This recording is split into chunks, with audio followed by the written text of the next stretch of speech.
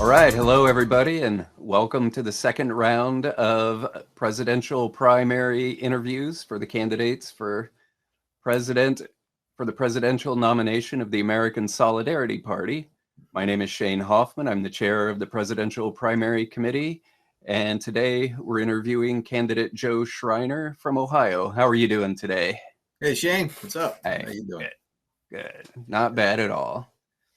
All right, let's go ahead and launch right in. The first question, since we're out of the first debate, is there anything that you'd quickly like to clear up from the first debate? Shane, actually, no. I found out in all my campaigning that whether it's the media or debates, there's usually no do-overs. So that's my first answer is no. All right.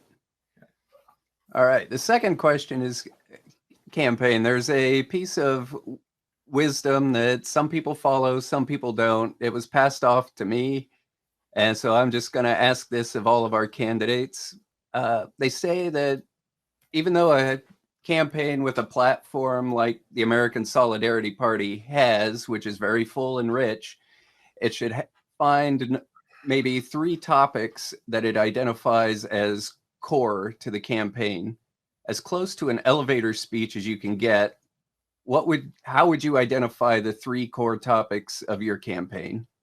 Yeah, no, that's fine. And I actually prepared this a little bit because you have to be prepared out on the road when you're dealing with people or the media or whatever it is. You have to be quick and cogent.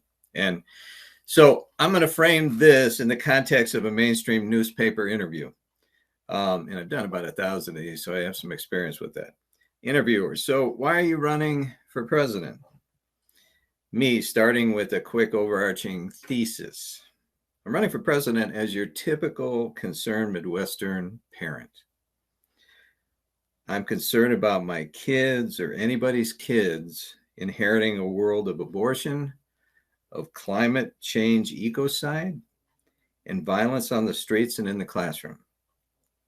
I mean, my wife and I used to be concerned about the kids doing okay in math class.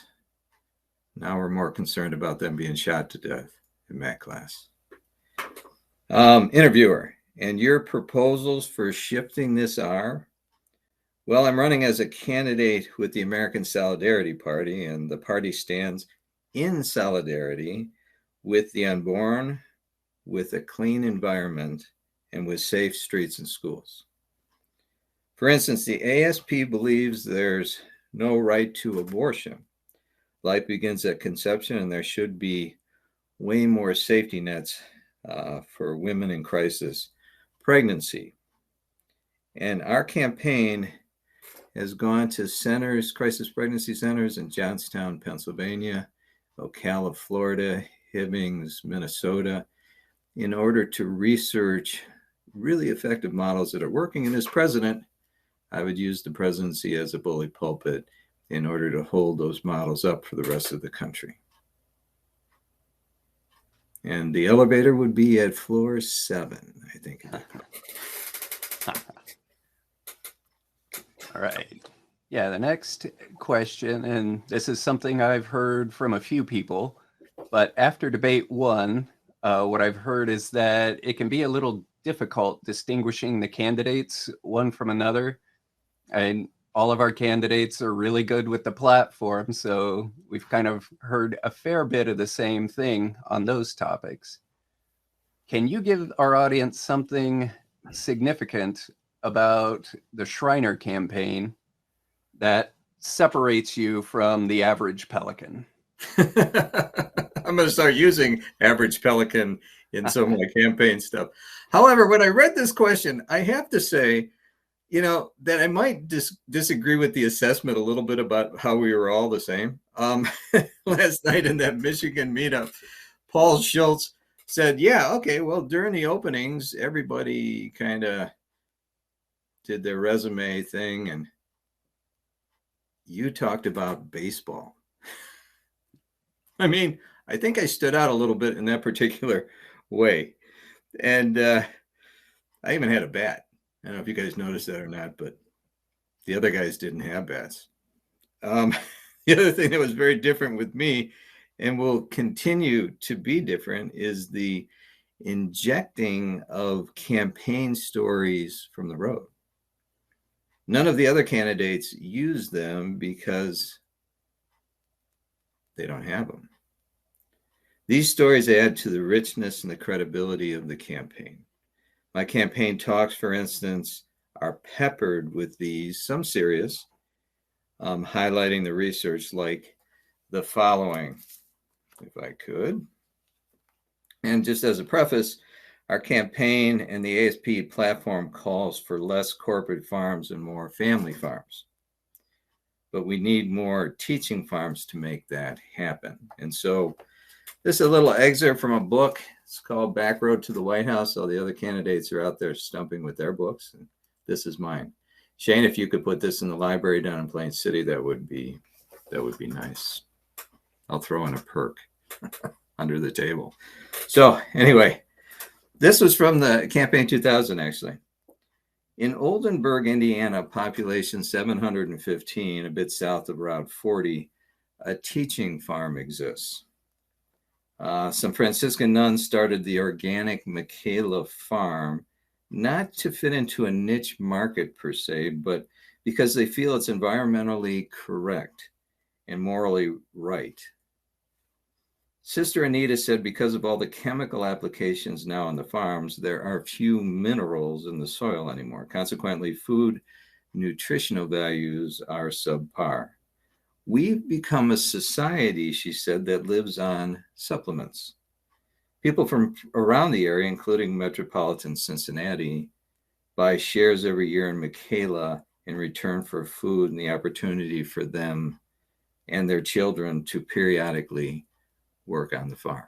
There's about 1,000 of these around the country, and if we are going to shift to a small farm, agrarian-based society again, and away from the monopolistic corporate farms, we're going to need these. And the other thing that I wanted to allude to in the context of this and the campaign stories is during campaign 2000, speaking of 2000, we did a 2,000-mile back to basics bicycle tour through the Midwest. My wife and I, 2 kids on the back of bike seats, and I was pulling a trailer, and I'm not exaggerating, that was 250 pounds. My wife put everything but the toaster in the trailer. So we got a whole lot of, with my proactive publicity stuff, we got a whole lot of attention on that bicycle tour media-wise. And here's a little vignette because, see, besides the serious stuff like Michaela Farms, which is pretty important as far as the research, there was also these average Joe family vignettes from the road. And I use these in talks, and here's one of them, very short, to the point. We cycled from St. Joseph, Missouri into Troy, Kansas today on Route 36. I'm finding out Kansas is quite hilly, and I thought Kansas was supposed to be flat. At least it is in The Wizard of Oz.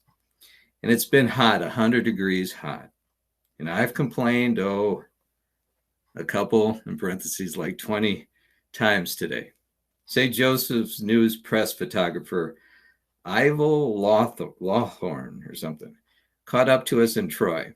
After the shoot, he told us last year he photographed an Olympic bicyclist who was training by pulling a 1,000-pound U-Haul metal trailer from coast to coast. my wife looked at me and said, "I can't believe what a wimp you are." So there are stories the other candidates just don't have. So with that, that's my answer to that particular question, Shane. All right. It's important to represent the party well as our nominee. A lot of members want to see a candidate who upholds our platform very strictly. Others are a little less concerned if there is some difference. If you do have areas that differ from our platform, how do you handle that on the trail? Do you dive in? Do you deflect? What do you do, particularly if asked a direct question on that? Yeah, good question. That in campaign 2012, the ASP endorsed my campaign. The reason they endorsed it was because my platform was aligned very similarly to the ASP platform. And so I don't run into that too much, but I need to say that I believe that this is at best a nominal point. And this is why, because I've come to find being out there that there might be some small differences at times, but most of the time, number one, the mainstream press doesn't cross reference what the candidate says with the platform. That's number one. And so you can have some little differences, and it's kind of no big deal as far as that goes. And on top of that, sometimes people get concerned about, oh, he stands for this or he stands for that. What they forget, and what most of the American populace knows, is that you can stand for a bunch of stuff, but when you get to DC, say you get elected president, then the stuff you have to stand for, or you stand for, a lot of it has to make it through Congress. And so some stuff that seems like, well, that's a little bit out there or whatever, American populace knows that's a little bit out there too. And the House and the Senate might think that's a little out there as well. So there's that modicum of just common sense in the campaigning. But I can give you an example. And this is amazing. As far as when you really start to try and generate press as a candidate or as a party in mainstream America, as I've mentioned on the streams, we were asked before you guys existed, or before we existed, Michigan kind of straightened me out last night on that one, that the Green Party asked me to vie for their presidential candidacy. There's a small faction that's a consistent life faction within the Green Party, not a big one, but there's just this little, and they asked me to do it. I said, yeah, sure. So I decided to do that. We're at their convention, their national convention in Reading, Pennsylvania. And the press came, the local press came to do some stories, that kind of thing, a big newspaper in Reading. And so the reporter did a story about the whole convention. But as a sidebar, out of all of the people at the convention, they picked our family to interview and to follow around. We were passing out campaign stuff and doing all that. Next day, next to the big story was a story about us. And I talked at length in the interview about abortion and how we were against that, and about the consistent life ethic and that kind of thing. And it's a minute faction, that Green Party. The story ran, the Green Party took the story, even though it was antithetical to most of the mainstream Green Party, cut it out and put it on the bulletin board in the convention because they were so happy to get the press and to see that a family was represented. So even though there was a dichotomy between the mainstream Green Party and what we were saying, they were just happy to get the press. And sometimes it's that old adage about is like no press is bad press, or whatever that was. I'm just drawing a blank on it, whatever that is. So anyway, that's a little vignette from the campaigning that I found, that sometimes you can take this so seriously and get a little bit uptight about saying everything perfectly and not being totally in line with stuff. And what you want to do is win. I mean, when you listen to Trump, all the stuff that I mentioned him before, he gets like 90% wrong of what he says, but people are entertained by it, and he got elected president.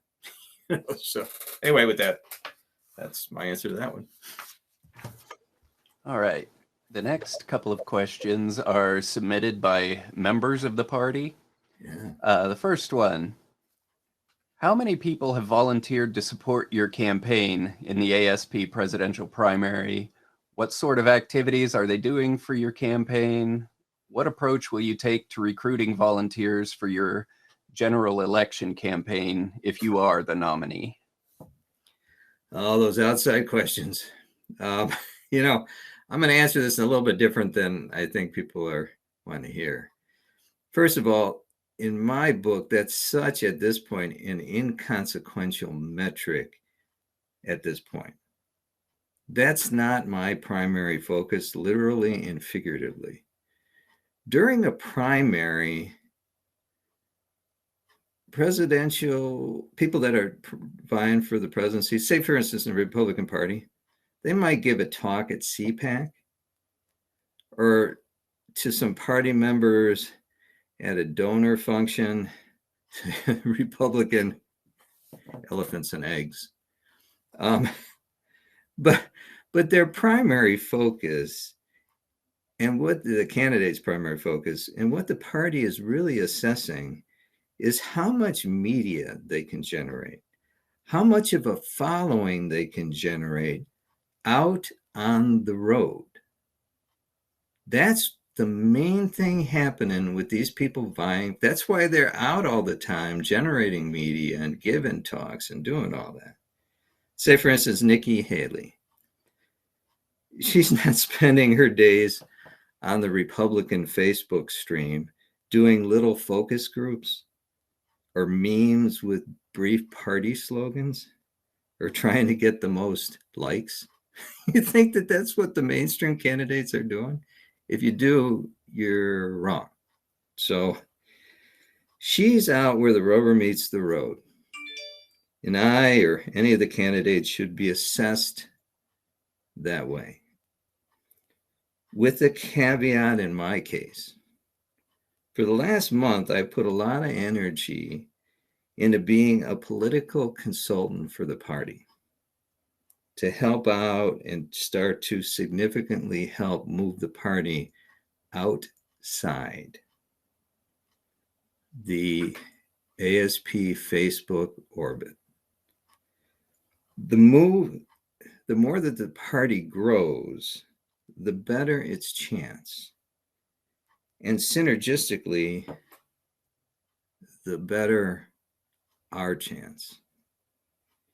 In the next month, I plan to go out stumping for the campaign and the ASP, generating traction, generating press, and the party can weigh that against what the other candidates do on the road or not.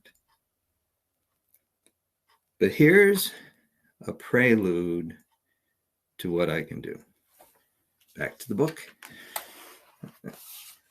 It's a great story too. As a preface, this was part of the bicycle tour, and we had, speaking of Michigan, we had gone through Michigan and we had gotten on the Ludington car ferry, and we were heading over to Manitowoc, Wisconsin.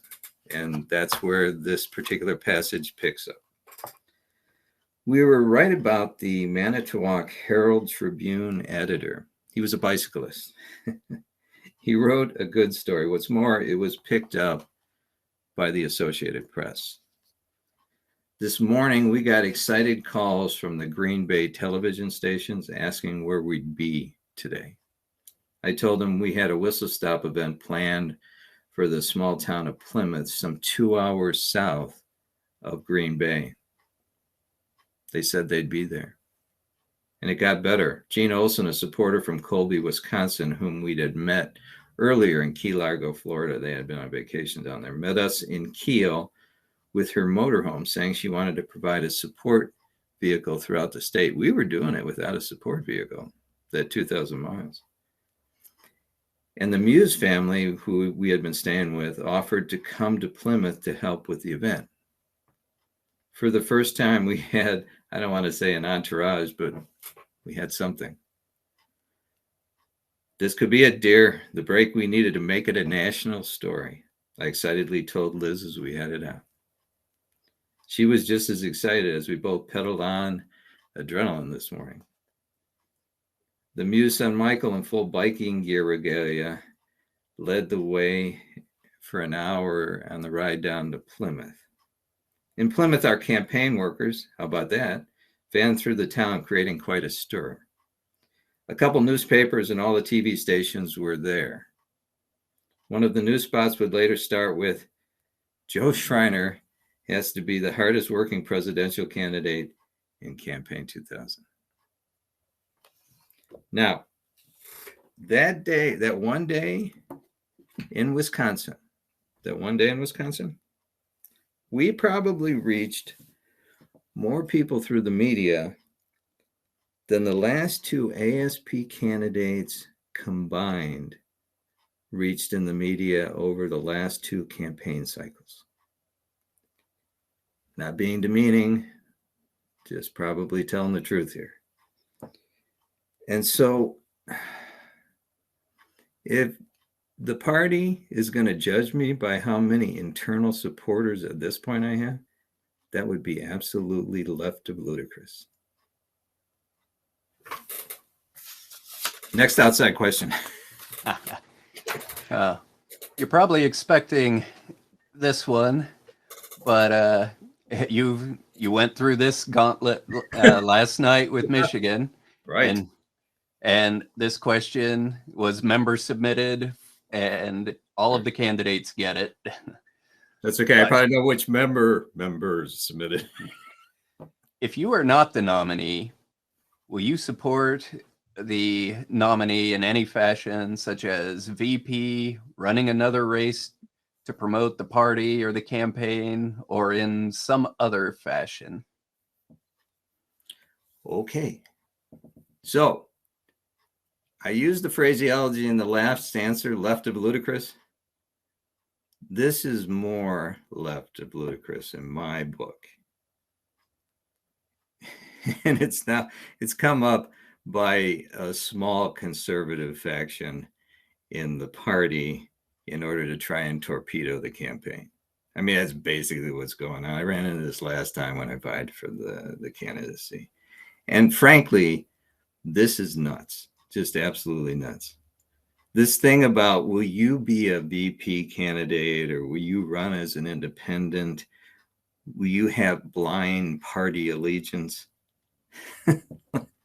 Like it's the Yale Skull and Bones Society. You know, I mean, sorry, guys, but here's the history. I wasn't thinking at least much about vying for the ASP nomination this time. Then Desmond called me out of the blue and asked me if I'd consider it. He's one of like the party leaders, I'm guessing Desmond is. And he said he was also trying to recruit some other candidates outside the party to lend more legitimacy to the primary, to get more attention for the party, and to spice things up a bit. Desmond is refreshingly outwardly focused. I love Desmond. He and I have had a few moments, but I just love Desmond.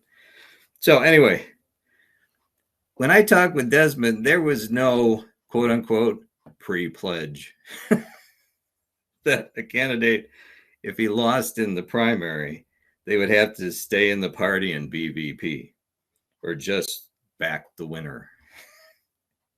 If I lose because of, for instance, this little conservative ASP faction at all, of course, I'm going to keep running as an independent. I will be continuing to plant seeds as I travel about the projects that we researched, and I will be continuing to build on the campaign narrative.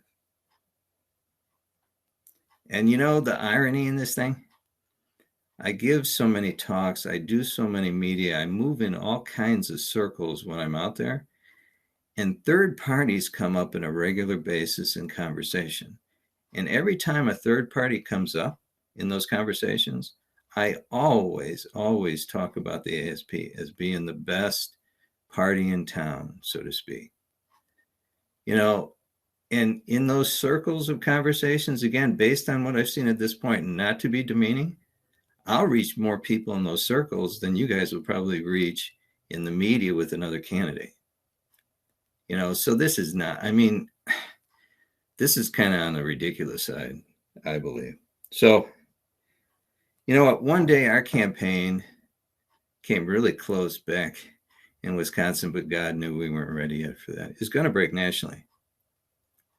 And it's going to have staying power because of all of what we've done. That's just reality.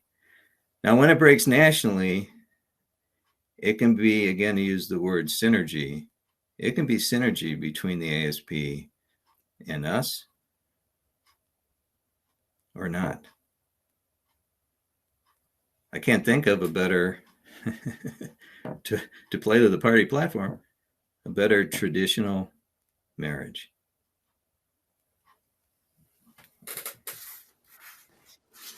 All right, last question, although this isn't really a question. Do you have any closing remarks for any undecided voters, any folks who haven't yet become eligible to vote in the primary? Yes, I do. Join. I know you think I was stopping there, but I am not. I want to add, and this I think is important. It's the best, as I just mentioned, it's the best political party in town. In fact, this is how I feel about the party, and it is summed up. This was coming up in a letter to the editor, which I just had published in the Lima News in Ohio. And the letter says this, and this is my trying to persuade voters on the fence, so to speak, just voters in general. On the April 12th opinion page of the Lima News, columnist Christine Flower accused the Democrats of creating a banana republic with the indictment of Trump. Columnist Robert Reich, on the other hand, accused the Republicans of becoming the American Fascist Party. Well, if you're feeling more and more like a political orphan, at this point, there's an exciting new political party called the American Solidarity Party.